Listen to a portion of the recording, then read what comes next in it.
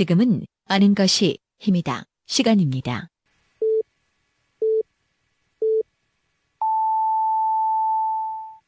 Welcome to the best podcast. Knowledge is power. 하루 7분만 투자하세요. 여러분들도 대전, 충청 지역의 전문가가 될 수 있습니다. 정 PD의 키워드로 풀어보는 뉴스. 아임 정 PD가 매일 하루에 2개씩 우리 지역의 주요 뉴스를 엄선해서 날카로운 시선으로 분석해드립니다. 지금 카카오톡에서 아는 것이 힘이다를 친구 추가하시거나 팟빵이나 유튜브, 페이스북에서 아는 것이 힘이다를 검색해주세요.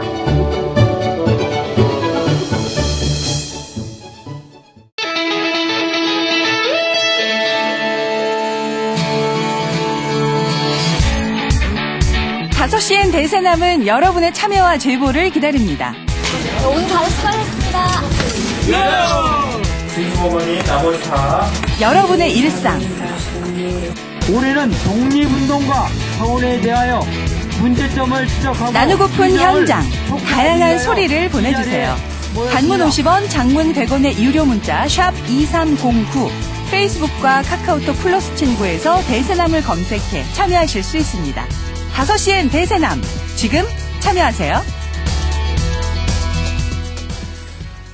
키워드로 보는 뉴스 브리핑 진행하겠습니다. 팟캐스트 하는 것이 힘이다. 정진호 PD와 함께합니다. 정 PD 어서 오세요. 네, 안녕하십니까. 정진호입니다. 예, 오늘 살펴본 첫 번째 키워드는요? 네, 첫 번째 키워드는 사상누각으로 정해봤습니다. 예, 어떤 얘기입니까? 네, 지난해 정부의 각종 부동산 대책 이후 이른바 규제 지역에 포함되지 않은 대전 지역의 아파트 가격이 일종의 풍선 효과로 이어져 연일 상승세가 이어지고 있다, 이런 언론 보도가 쏟아지고 있는데요. 예. 대전 유성구의 한 아파트의 경우는 작년 같은 기간 3.3제곱미터당 1,300만 원이었던 매매가가 최근에는 1,900만 원까지 올랐다, 이런 보도도 있습니다. 예. 가격 상승률을 보면은 1년 새 40%가 넘게 상승했다고 합니다. 예. 그러니까 이 평당으로 따지면 평당 2천만 원에 근접했다, 이런 얘기군요. 네, 그렇습니다. 그것도 1년 사이에. 네, 맞습니다. 그 일부 지역이긴 하지만은 그렇습니다. 네. 이런 집값 상승 요인으로는 주로 대전의 집값이 다른 광역시와 비교해서 상대적으로 좀 낮은 편이고, 또 도안 호수공원 하고 용산 현대아울렛 아파트 재건축, 이런 개발 호재가 작용하고 있다, 이런 분석하는 전문가들이 많은 편인데요. 또한 올해 대전은 입주 물량이 지난해 절반 수준 정도여서 예. 매매 상승세가 계속 이어질 거다, 이런 전망이 우세하다고 합니다. 예. 이런 현상은 지금 대전 서구와 유성구에 이 집중돼 있는 그런 현상들이죠. 네, 그렇습니다. 이러한 가격 상승이 서구와 유성구에 주로 집중되면서 동시에 이제 주택 가격 양극화 논란까지 일고 있는데요. 근데 실제로는 이 서구와 유성구의 아파트들 중 가격이 급상승하고 있는 것은 특정 몇몇 단지에 국한되어 있다고 합니다. 다시 말해서 대전 서구를 예를 들자면은 둔산 지역에서도 모든 아파트들보다는 몇몇 단지만의 이야기라고 합니다. 같은 지역이지만은 나머지 단지들은 실제로는 그저 약보합세 정도라고 합니다. 예. 옆집 아파트값 올라가는 게, 옆동 아파트값 올라가는 게 예전에 사촌이 땅을 사면 배 아프다, 이런 형식처럼, 글쎄요, 이게 상대적 박탈감이 상당히 큰 것이 또 사람의 심리이기도 합니다. 네, 그렇습니다. 예, 하지만 이게 분명히 어떤 이상적 징후, 투기적 수요의 징후이지 않을까, 이런 부분은 우리가 또 꼼꼼히 살펴봐야 할 부분이지 않겠습니까? 네, 이게 근본적으로 상승 요인보다 옆에가 오르니까 나도 오른다, 이렇게 되면 아무래도 거품이 좀 낄 수 있을 것 같은데요. 예. 한국 공인중개사협회 대전 지부에 따르면 호가, 그러니까 이제 부르는 값은 높은데 이게 실제 거래로 이어지는 경우는 극히 드물다고 합니다. 그러니까 지금 언론이나 부동산 시장에서 나오는 상당히 오른 가격들은 허수일 가능성이 높다고 볼 수 있는 셈이죠. 이렇게 가격에 거품이 끼었을 때 우리가 조심해야 될 점은 이 거품이 꺼질 때 나타날 현상들입니다. 현재 많은 분들께서는 담보대출을 끼고 집을 사거나 보유하고 있지 않습니까? 그런데 이 정부의 새로운 부동산 정책으로 인해서 대출 규제가 좀 심해졌고 그동안은 거치, 그러니까 이자만 내고도 대출을 유지할 수 있었지만은 앞으로는 이자와 원리금을 함께 갚아나가야 합니다. 예. 그리고 금리는 계속 오를 것이라는 게 모든 경제학자들의 대체적인 전망이고요. 이러면 이제 가계에서 쓸 수 있는 돈, 즉 가처분 소득이 확 줄어들 수밖에 없는데요. 이렇게 되면 대출 상환 부담을 이기지 못해서 매물이 좀 쏟아져 나올 그럴 개연성도 있습니다. 예. 따라서 대전의 집값이 오른다는 뉴스에 마냥 좋아하실 게 아니라 자신이나 가정의 경제 상황을 좀 냉정하게 따져본 뒤에 이에 맞는 재정 계획을 좀 세워야 되지 않을까 싶습니다. 또한 지방정부 역시 이런 사태를 미연에 방지할 수 있는 예. 주거 안정 대책들을 좀 시급히 마련해야 될 것 같습니다. 예. 이 왜곡된 시장 가격은 분명히 많은 또 부작용을 낳을 수 있으니까요. 이런 부분에 대한 꼼꼼한 좀 점검이 필요하지 않을까 싶습니다. 네, 그렇습니다. 두 번째 키워드는요? 두 번째 키워드는 대한민국 군번 1번으로 정해봤습니다. 대한민국 군번 1번 어떤 분입니까? 혹시 들어보셨나요? 생각은 안 나는데요. 네네. 예. 올해는 3.1운동과 대한민국 임시정부 수립 100주년이죠. 네. 예. 그래서 어제 우리 5시엔 대선하면서도 유관순 열사에 대해서 좀 다뤘었는데요. 오늘 그 뉴스 브리핑에서는 국가와 민족을 위해 희생하신 분들을 위한 대전 현충원에 있어서는 안 될 부적절한 인사들 가운데 한 명을 좀 소개해드리고자 합니다. 예. 역사 바로 세우기 차원에서 이 친일 청산 얘기가 많이 나오고 있지만 우리 사회가 아직까지는 이 부분에 있어서 미진한 부분이 많이 있다. 네. 이런 중론이 많이 얘기가 되고 있고요. 중론이 있고요. 어쨌든 이 부분은 또 우리 사회가 분명히 해결해야 될 과제 중에 하나이기도 합니다. 네, 그렇습니다. 현충원의 김창룡이라는 인물은 좀 많이 알려진 편인 것 같고요. 예. 이 김창룡이라는 분을 잠깐 소개해드리면은 일제가 창설한 만주 관동군 헌병대 출신이자 이 백범 김구 선생의 암살 배우로 지목된 인물입니다. 이 사람이 현재 대전 현충원 장군 묘역에 묻혀 있는데요. 이 김창룡의 묘는 김구 선생의 어머니인 광락원 여사 묘와 불과 600m 정도밖에 떨어져 있지 않고요. 묘 역시 이제 장군 묘역에 있어서 규모가 훨씬 큽니다. 이 밖에도 이 대전 현충원에는 일제강점기 말기 독립군 파괴를 목적으로 활동한 간도 특설대 일원 8명과 일제강점기에 고등경찰과 군인, 판사 등을 지냈던 친일 반민족 행위자 30명의 묘가 애국지사들과 함께 안장되어 있다고 합니다. 예. 이들은 일본군 사관학교 또는 이제 만주국 사관학교 출신들이 한국 전쟁에서 이제 고위급 장교로 참전해서 전과를 올려가지고 무공훈장을 받았고요. 그러면서 이곳 국립묘지에 오게 된 거라고 하는데요. 특히 군인 신분으로 무공훈장을 받았기 때문에 반민족 행위자로 드러나더라도 강제로 이관할 법적 규정이 없는 실정이라고 합니다. 예. 지금 이 얘기는 어제 오늘의 얘기가 아닙니다. 네, 그렇습니다. 여러 차례 제기된 문제인데 그럼에도 불구하고 잘 시정이 잘 안 되고 있는 그런 문제 중에 하나이죠. 네, 맞습니다. 예. 근데 아까 이 대한민국 군번 1번을 말씀하셨는데 이 김창룡 이 인물이 대한민국 군번 1번인가요? 아니, 그렇지는 않고요. 예. 네. 오늘은 이 대한민국 군번 1번을 여러분들께 좀 말씀드리겠습니다. 혹시 김현우 아나운서께서는 마쓰야마 다케오라는 인물에 대해서 좀 들어보신 적 있으신지요? 들어본 것 같지만 확실치 않아서 대답은 안 하겠습니다. 네, 알겠습니다. 마쓰야마 다케오라는 이 사람의 한국 이름이 이형근인데요. 예. 이자가 바로 대한민국 군번 1번, 즉 군번이 0001이라고 합니다. 이형근은 일제강점기 때 일본 육사를 졸업한 뒤에 일본군 대위로 이제 중국과 베트남 전선에서 복무를 했다고 하는데요. 해방 이후 미군정의 호출로 군사 고문이 되어서 일제강점기 때 대원수 폐하의 수족으로서 황군의 일원으로 죽음으로써 책무를 완수하는 것이야말로 명예를 완수하는 길이라고 하면서 조선인 청년을 전쟁에 내몬 대표적 친일파였던 이용준의 보좌관으로 활동했다고 합니다. 예. 그리고 이형근은 군사영어학교 1기 졸업한 뒤에 대한민국 육군 사상 최초로 육군 대위로 임관을 했는데요. 한국전쟁 당시 대전 형무소 사건 군 최고 지휘관으로서 대전에 있으면서 여순항쟁 관련자들을 산내 곤룡골로 끌고 가 학살을 총지휘했던 인물이기도 합니다. 예. 이후에도 이형근은 한국전쟁 때 수많은 지역에서 많은 민간인 학살을 주도했다고 그렇게 알려져 있습니다. 예. 대한민국 군번 1번이라면 상당히 상징적인 인물인데 네. 예, 이런 인물이 이 친일과 그리고 민간인 학살과 관련이 있다 이런 얘기군요. 네, 그렇습니다. 그리고 이제 이런 사람들이 대체로 그 국가의 기득권으로서 그 화려한 인생을 살았었는데요.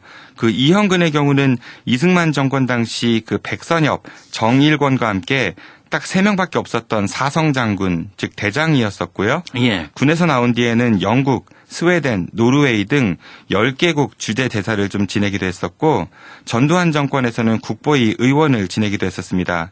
또한 그 이형근은 태극훈장, 은성 태극훈장을 비롯하여 훈장만 10개를 받았고요. 현재는 대전 현충원 장군묘역에 묻혀 있습니다. 예. 그 이형근이라는 인물의 묘비에는요. 나는 조국과 더불어 영원히 함께할 것이다 라고 적혀 있다고 합니다. 여기에서 조국은 어떤 조국일까요? 글쎄요, 네, 국민들을 위한 조국인지 아니면 자신을 위한 조국인지 저는 잘 모르겠고요. 예.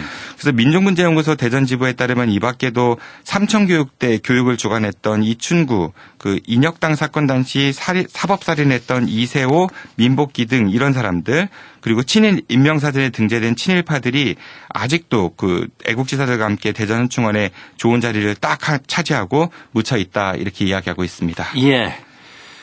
키워드를 보는 뉴스 브리핑 팟캐스트 하는 것입니다. 정진호 PD였습니다. 정 PD 수고했습니다. 네, 고맙습니다. 아직도 존재감이 없습니다. 이제 좀 키워주십시오. 김윤기, 김태영, 김세원의 대전의 삼김시대.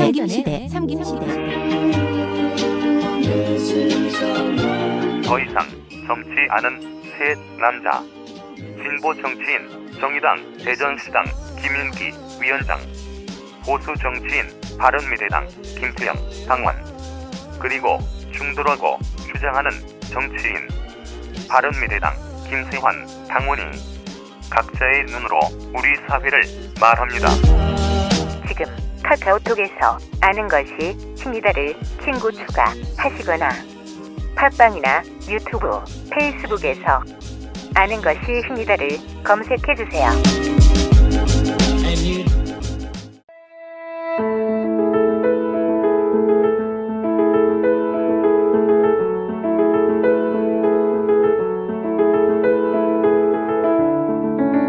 최근 시사 속에서 찾아보는 재미있는 과학 이야기, 네, 과학 강사 권민서 선생님의 과학 깔깔깔에 오신 걸 환영합니다.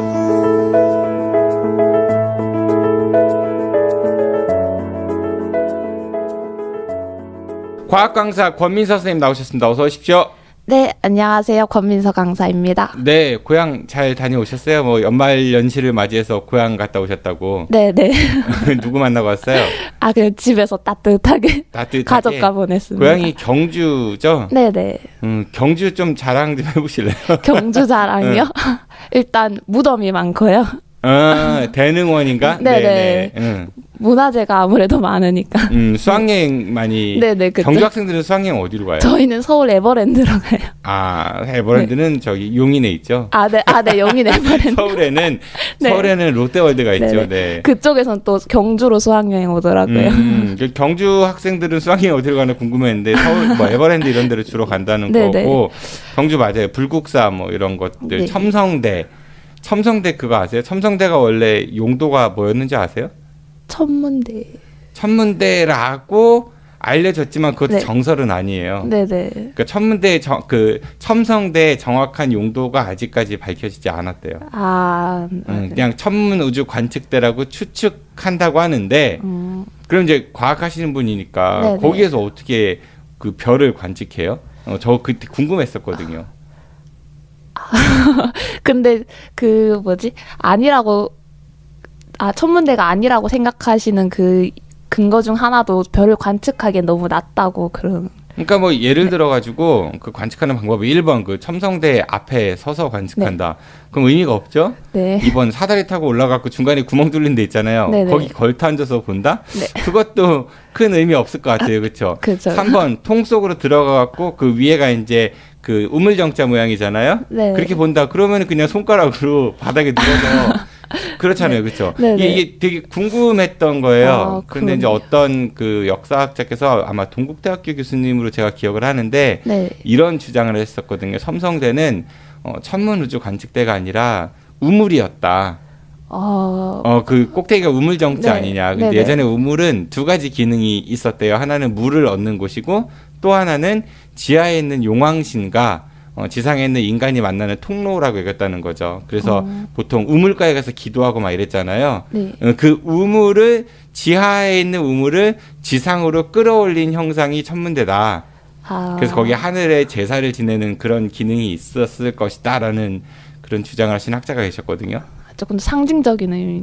저는 나름 뭐 일리가 있다 이렇게 생각을 했어요. 그 당시 이제 그분 주장하시는 거 보면서 어쨌든 이제 경주 그런 거 유명합니다. 경주빵도 있죠. 네. 경주빵 좋아하세요? 저는 좋아하는데 보통 다들 안 좋아하더라고요. 황남빵하고 경주빵하고 어떻게 달라요? 그 경주빵은 찰보리빵이고 납작한 거고 황남빵은 진짜 도톰해가 따뜻하게 먹는 거. 아 그렇구나. 네. 아니 근데 경주빵도 도톰해갖고 이렇게 파는 것 같더라고 어디에서는. 아 그래요? 네. 예, 경주빵은 황남빵 둘 다 경주 거죠? 네네. 네. 우리가 경주 얘기를 잠깐 했어요. 이거 하나만 더 얘기해 보죠. 네. 내남이라는 동네 있잖아요. 아 네. 아시죠? 네네. 그좀 외곽 지역에 네네. 거기 교도소 있잖아요. 내남이에요? 내남 교도소 없나요 지금은? 예전에 있었는데. 제가 그 근처를 많이 놀러 갔었습니다. 내남 혹시 그 네. 남산 밑에 그쪽 말씀하시는 거예요? 그 경부고속도로에서 이렇게 그 경주 가기 전에, 그러니까 서울 기준으로 하면 내려가기 전에 보면은 네. 내남이라는 지역이 있어요. 예, 거기 교도소도 있었고, 네, 경주 분이시라 해갖고 그냥 아는 거 다 동원 한번 해봤습니다. 네, 잘 다녀오셨으니까 다행이고. 연말은 경주에서 보내셨겠네요. 네네. 그런데 오늘은 뭐 대전시에서 이제 그 12월 31일에 있었던 타종 행사 관련한 이야기를 좀 하시겠다고 했어요? 네네. 연말을 맞이해서 대전시에서도 타종 행사를 열었는데요. 경주도 해요? 경주 보신각 에밀레종 네네 그쪽에서 성덕대왕 신종 그거 하는구나. 네 그쪽에서 하는 걸로 알고 있어요. 네 그 타종 행사를 하면서 이번에 먹거리 나누기, 소망풍선 날리기, 희망엽서 보내기, LED 포토전 등을 운영했다고 합니다. 네, 근데 그 중에서 저희는 소망풍선 날리기에 대해서 얘기해 보려고 합니다. 소망풍선 날리기. 그러니까 풍선 날린다는 거는 공중에 풍선을 이렇게 뭐 소망을 적어서 이렇게 날려보낸다 이런 의미로 볼 수 있을 것 같네요. 네네. 그러니까 풍선 날리기. 그 풍선 요가라고 한번 명명을 해보도록 하죠. 네. 풍선이 공중에 뜨려면은 우리가 입으로 불어서는 안 뜨잖아요. 네네. 그래서 공중에 뜨려면은 헬륨 가스라는 거 집어넣는 것 같은데 네. 이게 뭐 차이가 있나요? 입으로 불 때하고? 네, 입으로 불게 되면 대부분 나오는 게 이산화탄소잖아요. 아, 우리 몸에서 나는 공기니까. 네. 근데 이산화탄소랑 공기 중 밀도는 비슷하거나 조금 더 밀도가 높아서 가라앉게 되는데 헬륨을 넣게 되면은 공기보다 밀도가 조금 더 낮아서 그러면은 부력에 의해서 공기 중에 뜨게 됩니다. 그러니까 쉽게 얘기해서 이산화탄소는 우리 대기보다 좀 묵직해갖고 네. 안 뜨는 거고 네네. 헬륨 가스는 우리 대기 공기보다는 가벼워서 뜬다. 네네. 그렇구나. 근데 그것도 있어요. 헬륨 가스 마시면은 안녕하세요. 막 이런 식으로 목소리 좀 변하는 거. 그건 왜 그런 거예요? 네. 먼저 그걸 알려면 소리가 나는 원리부터. 혹시 본인 헬륨가스 지금 마신 건 아니죠? 아니요. 원래 조금 앵앵거린다고. 아니 평소에 좀 잘 마시는 거. 네. 네. 그 소리가 나는 원리는 말을 하게 되면 이게 성대를 지나치면서 공기가 진동하면서 공명이 일어나서 소리가 나는 건데요. 네. 근데 이 공기 중에서 속도가 빠르게 되면은 진동수가 증가하고 더 높은 소리가 나게 됩니다. 그러니까 공기가 지나갈 때 좀 더 빨리 지나가기 때문에 진동수가 많아져가지고 소리가 높아진다? 그냥. 아니에요? 그냥 만약에 공기 중을 지나갈 때 소리의 속도가 더 빠르면은 진동이 많이 해서 더 높은 소리가 나게 돼. 빨리 지나가니까? 네. 예, 이거랑 야! 이렇게 예를 들어가지고. 네네. 근데 헬륨 아까도 말씀드렸다시피 헬륨은 공기 중보다 밀도가 더 낮잖아요. 네, 그러면은 저희가 마시게 되면은 같은 온도에서 밀도가 더 낮기 때문에 통과하는 소리의 속도가 더 빨라져서. 그러니까 지금 우리 기도나 성대를 통과하는 공기는 일반 대기랑 같다고 볼 수 있는데 네네. 헬륨 가스가 일시적으로 들어가니까 이게 빨라져서 톤이 높아지는 거다. 네네. 그리고 헬륨 가스가 다 이제 빠지고 나면 다시 원래 목소리로 돌아오는 거고. 네네, 그렇죠. 그렇구나. 네.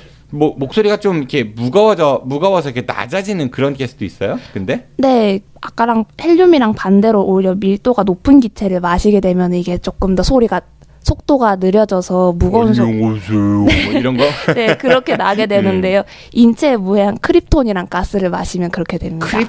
크립톤 많이 들어봤는데 이거 슈퍼맨에 나오는 그 네, 녹색, 초록색 물질 크립톤. 정확하게는 잘 모르겠는데요. 크립톤 가스라는 게 있어요?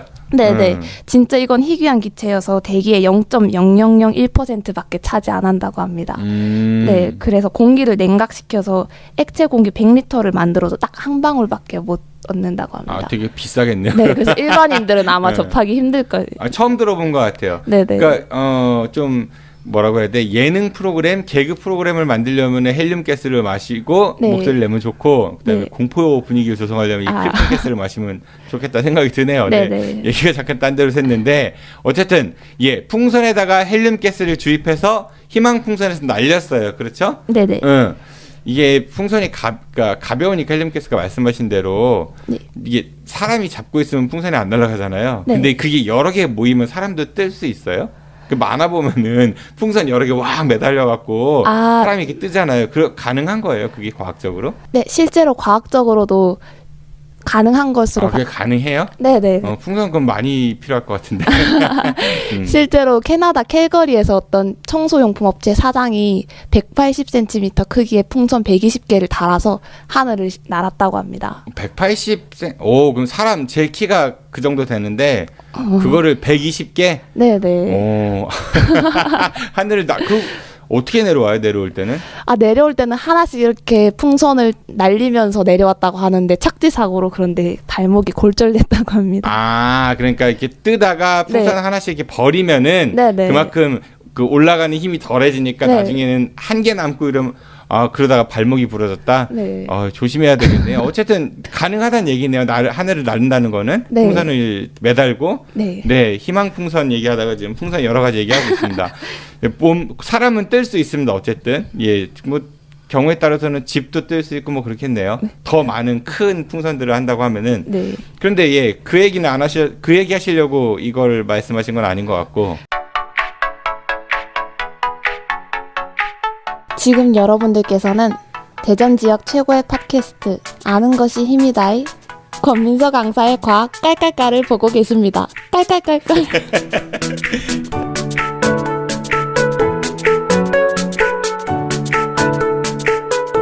그러면 이번 대전 시청 남문광장에서 날린 풍선이 어디까지 갈지 맞아요. 그것도 좀 궁금했던 것 같아요. 풍선을 하늘을 날려보내면 언젠가는 터지거나 이럴 것 같은데 우주까지는 안 갈 것 같고. 네네.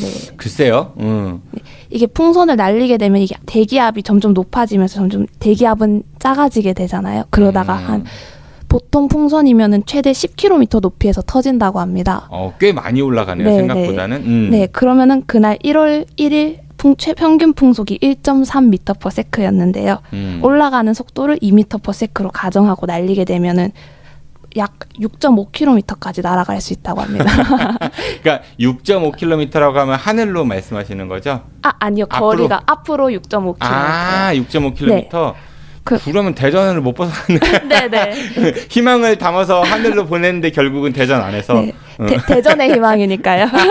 네네. 네. 그래서 제가 계산해 보니까 대전 시청 남문광장에서 날리게 되면 약 대전역까지의 거리가 6.5km 정도로 비슷하더라고요. 네. 그러면은 하느님한테 그 소원을 좀 들어주세요라고 날려도 결국은 대전역 KTX에 희망을 싣고. 네. 그래요. 이 북한하고 또 철도가 연결돼가지고 이게 쭉 세계로 뻗어나가면 좋겠다 이런 생각을 그냥 덩달아 해보네요. 네. 그런데 이 희망찬 풍선 날리기가 오히려 야생동물한테 피해를 준다는 사실은 알고 계시나요? 야생동물? 네네. 혹시 새들이 날아가다가 풍선 보고 놀래서 그런 건가요? 네네. 그런 것도 있는데 이 풍선을 날리게 되면 대부분 지상으로 떨어져서 쓰레기가 되는데요.